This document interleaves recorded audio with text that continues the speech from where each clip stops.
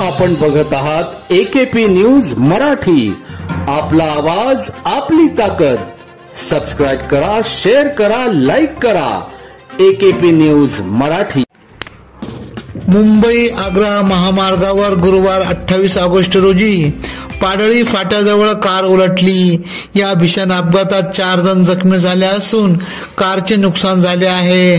सर्व जखमी नाशिक शहरातील असून त्यांच्यावर जिल्हा शासकीय रुग्णालयात उपचार सुरू आहेत.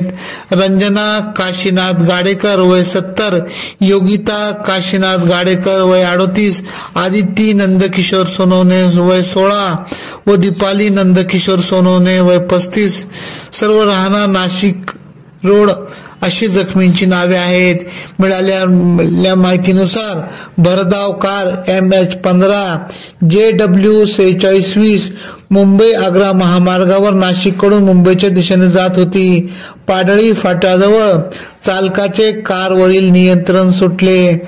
त्यानंतर भरधाव कार उलटली. त्यात 4 जण जखमी झाले. जखमींना नरेंद्राचार्य संस्थांच्या रुग्णवाहिकेतर्फे नाशिक जिल्हा शासकीय रुग्णालयात दाखल करण्यात आले. अपघाताची माहिती मिळताच नाशिक ग्रामीण पोलिसांनी घटनास्थळी धाव घेत वाहतूक सुरळीत केली. यावेळी बघ्यांची मोठी गर्दी झाली होती.